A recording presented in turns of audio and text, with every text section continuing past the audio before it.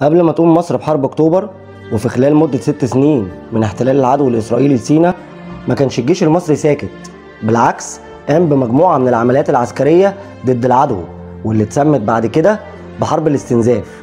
واسم حرب الاستنزاف ما كانش من فراغ، وده لأن الهدف من العمليات العسكرية ما كانش تحرير الأرض، وده بسبب ضعف الإمكانيات، ولكن كان الهدف استنزاف قوة العدو الإسرائيلي وتكبيده أكبر عدد ممكن من الخسائر. وفي نفس الوقت ده كانت مصر قدرت تعيد بناء منظومة الدفاع الجوي، وحركت حائط الصد الصاروخي على حدود القناة وفي مواجهة العدو الإسرائيلي مباشرة، زي ما قلت لكم في حلقة الجاسوسة هبة سليم، وهسيب لكم رابط الحلقة في الوصف لو حابب تعرف تفاصيل أكتر. المهم إنه في خلال فترة حرب الاستنزاف قدرت القوات المصرية إنها تعدي القناة وتوصل لعمق سيناء وتخلص مهمتها وترجع، وده اللي خلى العدو الإسرائيلي يحس بالخطر، فيقوم بشن عدة غارات على القوات المصرية المتمركزة في شرق القناة. وفي واحدة من الغارات الإسرائيلية بيستشهد الفريق عبد المنعم رياض، واللي كان رئيس أركان القوات المسلحة المصرية، واللي كان نازل بنفسه عشان يطمن على القوات في الخطوط الأمامية، وبالتحديد في موقع المعدية رقم 6 بمنطقة الإسماعيلية يوم 9 مارس 1969.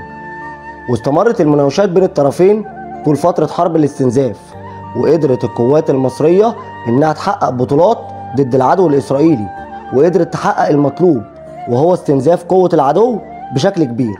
ومع بداية 1970 حصلت معارك عنيفة بين الطرفين، وتقدر القوات المصرية إنها توقع عدد من الطيارات الإسرائيلية. وطبعا في الوقت ده تبدأ إسرائيل تصرخ بسبب الخسائر البشرية والعسكرية اللي بتحصل كل يوم، وطبعا تدخل أمريكا على الخط عشان تلحق إسرائيل من بطش القوات المصرية. وفي يوم 5 يونيو 1970 تقدم الولايات المتحدة الأمريكية مبادرة روجرز، واللي ترأسها وزير الخارجية الأمريكي ويليام روجرز. وكانت المبادرة بتهدف لوقف إطلاق النار بين الطرفين لمدة 90 يوم والجلوس على طاولة المفاوضات، وده عشان تنفيذ القرار رقم 242 صادر من مجلس الأمن. وفي يوم 8 أغسطس 1970 يستجيب الطرفين لوقف إطلاق النار. هتقولي طب وليه مصر توافق على وقف إطلاق النار؟ هقولك عشان القرار رقم 242 الصادر من مجلس الأمن بينص على سحب كل القوات الإسرائيلية من الأراضي اللي احتلتها في 67، وعشان كده وافقت مصر على مبادرة روجرز. وطبعا وكالعادة إسرائيل ما نفذتش كلامها وما نفذتش القرار 242، وعشان كده يتم تمديد فترة وقف إطلاق النار ل3 شهور تانيين عشان تنتهي اتفاقية روجرز يوم 4 فبراير 1971، ويتم التمديد مرة أخيرة ولمدة شهر واحد عشان تنتهي المبادرة يوم 7 مارس 1971 عشان ترفض مصر التجديد مرة أخرى ونرجع تاني لحالة اللا سلم واللا حرب. وفي خلال الفترة دي توفى الرئيس جمال عبد الناصر يوم 28 سبتمبر 1970، ويتولى الرئيس أنور السادات حكم مصر في 15 أكتوبر من نفس السنة. وبدأت تخرج تصريحات من السادات بالتهديد بالحرب. ومع بداية عام 1973 يتم الاتفاق بين الرئيس المصري أنور السادات والرئيس السوري حافظ الأسد على القيام بحرب مشتركة لاسترداد الأراضي اللي احتلها العدو الإسرائيلي في 67. ويقرر مجلس اتحاد الجمهوريات العربية في يوم 10 يناير 1973 تعيين الفريق أول أحمد إسماعيل قائد عام للقوات الاتحادية. وفي يوم 22 و23 أغسطس يحصل اجتماع سري بين القادة العسكريين السوريين برئاسة مصطفى طلاس وزير الدفاع، والقادة العسكريين المصريين برئاسة أحمد إسماعيل وزير الدفاع المصري. وتم عمل الاجتماع في الإسكندرية، وتم تشكيل المجلس الأعلى للقوات المسلحة المصرية والسورية، واللي كان بيتكون من 13 قائد للإعداد والتجهيز للحرب.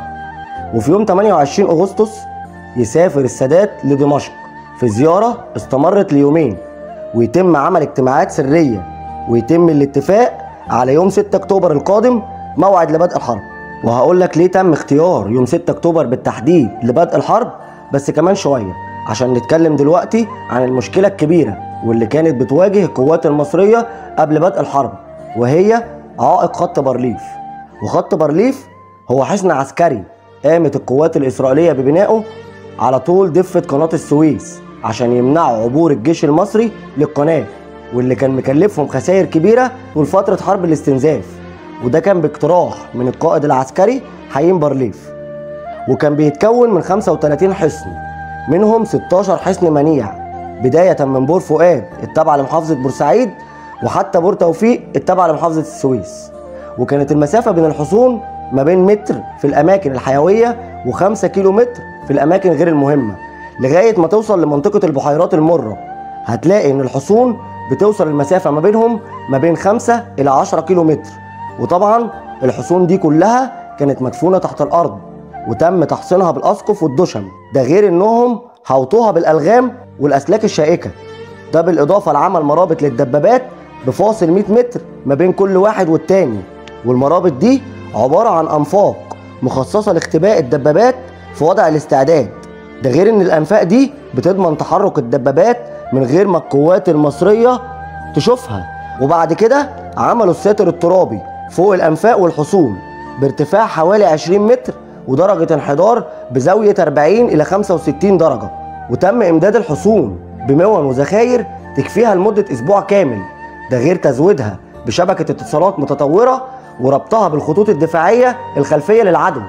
وتم تعيين لواء مشاة لإدارة الحصون، وتحت قيادته 3 لواء مدرع كاحتياطي، واحد متمركز على بعد 8 كيلو متر من خط بارليف، واللواءين التانيين في مكان أبعد على بعد من 25 ل 30 كيلو متر، ده بالإضافة لأنابيب النابالم واللي كانت موجودة على طول خط القناة. وعشان كده قلت لكم إن دي أكبر مشكلة بتقابل القوات المصرية قبل بدء الحرب، وخصوصا إن ما كانش مع القيادة السياسية خطة عسكرية غير خطة محدودة اسمها الخطة 200، وخطة تانية اسمها جرانيت، واللي كانت عبارة عن شن مجموعة من الهجمات على القوات الإسرائيلية اللي متمركزة بشرق القناة. وعشان كده قلت لكم خطة محدودة.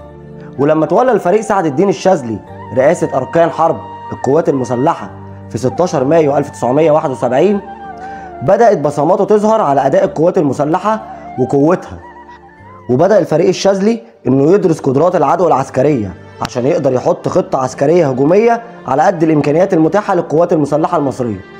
وبعد فترة يقوم الفريق الشاذلي بتجهيز خطة للهجوم على العدو، واللي كانت عبارة عن عملية عسكرية محدودة لعبور القوات لقناة السويس وتحطيم خط بارليف، وبعد كده تتمركز القوات وتاخد أوضاع دفاعية على بعد من 10 ل 12 كيلو متر من قناة السويس وتحافظ على مواقعها لحين التجهيز لخطة عسكرية تانية، وده بسبب الإمكانيات المحدودة للجيش المصري بالمقارنة بالإمكانيات المتاحة للجيش الإسرائيلي. وأول ما عرض الفريق الشاذلي الخطة على الفريق أول محمد صادق وزير الحربية اعترض بشدة على الخطة وقال إيه لازمتها الخطة وإحنا هنسيب باقي سيناء وقطاع غزة في إيد العدو، وإننا لازم نعمل خطة عسكرية شاملة نحرر بيها سيناء بالكامل وقطاع غزة من إيد العدو الإسرائيلي. ولكن مع المناقشة وعشان المصلحة العامة اتفقوا على التجهيز لخطتين للحرب. الخطة الأولى هي الخطة 41 وهدفها الاستيلاء على خط المضايق الجبلية في سيناء، وبعد كده تم إدخال بعض التعديلات على الخطة واتسمت جرانيت 2. أما الخطة الثانية فهي خطة المآذن العالية واللي بتهدف لعبور قناة السويس وتحطيم خط بارليف واتخاذ أوضاع دفاعية وتكبيد العدو أكبر الخسائر في قواته. وفي سبتمبر 1973 يتم تغيير اسمها للخطة بدر، واللي ركزت معاها القوات المسلحة المصرية عشان كانت بتناسب إمكانيات القوات المسلحة. ويتم إصدار التوجيه 41 من رئاسة الأركان المصرية لتنظيم عملية العبور، ويتم اختيار يوم 6 أكتوبر بالذات بناء على الأحوال الجوية والمد والجزر وحالة القوات الإسرائيلية. وتم اختيار شهر أكتوبر عشان الأحوال الجوية المناسبة واللي هتخدم الجانب المصري والسوري، ده غير الانتخابات البرلمانية الإسرائيلية وانشغال الجانب الإسرائيلي فيها. وكان يوم 6 أكتوبر موافق عيد الغفران في إسرائيل، وبيتم إيقاف الإذاعة والتلفزيون الإسرائيلي عن البث، وطبعا هيكون أكتر الجنود في أجازات ومش هتقدر إسرائيل إنها تعمل تعبئة لقوات الاحتياط بسهولة. وكل ده كان بناء على خطة الخداع الاستراتيجي اللي وضعتها مصر لتضليل العدو وإخفاء أي علامات للاستعداد للحرب، وده عشان ما تقومش إسرائيل بضربة استباقية قبل ما تكون القوات المصرية كملت استعدادها للحرب. وكانت الخطة بتعتمد على جمع أكبر قدر من المعلومات عن العدو، بالإضافة لتوصيل معلومات مضللة للعدو، ده غير القيام بإخفاء نقل المعدات والمون المستخدمة في الحرب للجبهة. فبدأ الجنود المصرية إنهم يخلعوا الخوذ ويرقصوا ويلعبوا على الخطوط الأمامية للقناة عشان يوهموا الإسرائيليين بوجود حالة تسيب على الجبهة المصرية. وبدأت الصحف المصرية تهاجم السلاح الروسي، ده غير الأجازات للجنود على الجبهة وإصدار تأشيرات لتأدية مناسك العمرة في السعودية ونقل المعدات التقيلة عن طريق نقل ورش الصيانة للخطوط الأمامية عشان يكون تحرك المعدات للجهة الأمامية بحجة إصلاحها.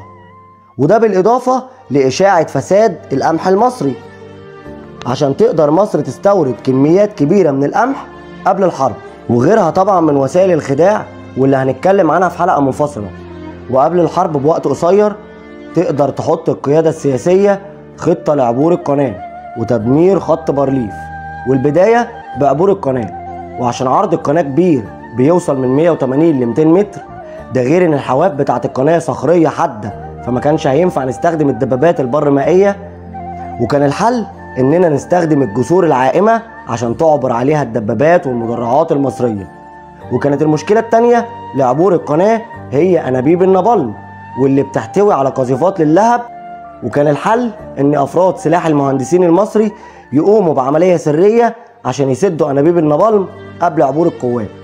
اما بقى عن خطة تدمير خط بارليف، فكان الحل عند المهندس المقدم باهي زكي ياقوت باستخدام مضخات المياه لفتح ثغرات في الساتر الترابي لإنشاء رؤوس للكباري وتسهيل عبور المشاة والمعدات. وكانت الخطة بتعتمد على تجريف التراب باستخدام المضخات، وخصص لكل ثغرة 5 مضخات تقدر تجرف 1500 متر مكعب من التراب في خلال ساعتين، وخصص لها عدد أفراد من 10 إلى 15 جندي. وطبعا كان لازم إمداد الجنود اللي هيعبروا القناة بالأسلحة والذخيرة والمون الكافية لغاية ما يتم عمل الجسور العائمة وفتح الثغرات داخل الساتر الترابي لخط بارليف. وعشان كده تم تغيير الشدات الميدانية لجنود المشاة في السر عشان تسمح بحمل وزن يوصل ل 30 كيلو، وده بالإضافة لتصميمها بطريقة تسمح للجنود بالحركة بسهولة في ميدان المعركة. وتم إمداد الجنود بعربات جر يدوية تقدر تشيل لحد 150 كيلو من الأسلحة والمعدات والذخيرة.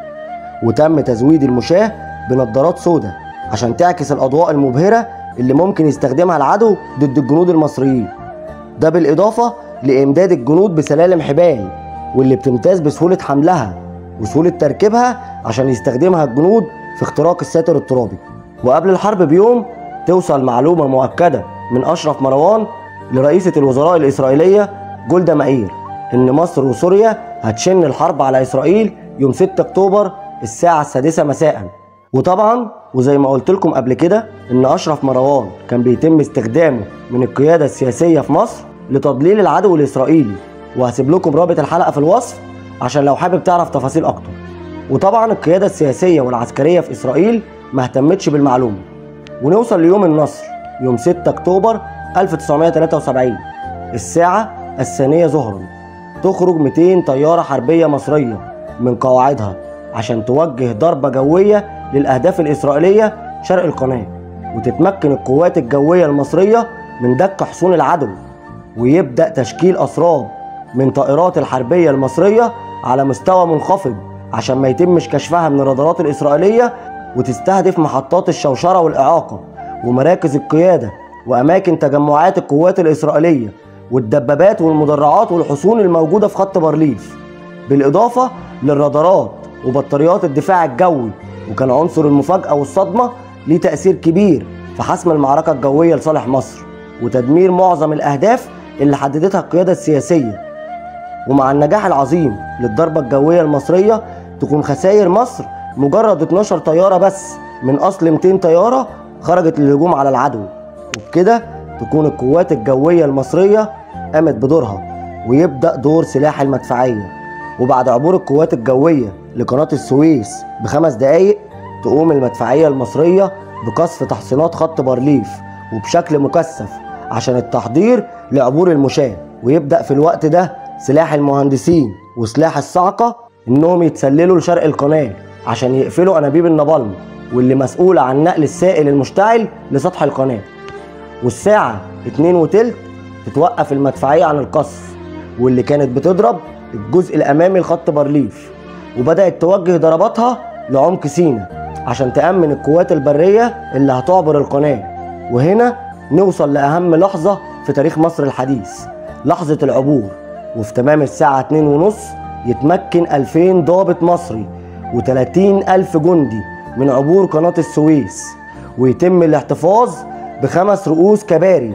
وفي نفس الوقت ده كان سلاح المهندسين مستمر في فتح الثغرات في الساتر الترابي لعبور المركبات والدبابات. وعند الساعة 8:30 مساء يكون قدر سلاح المهندسين من تركيب أول كوبري تقيل.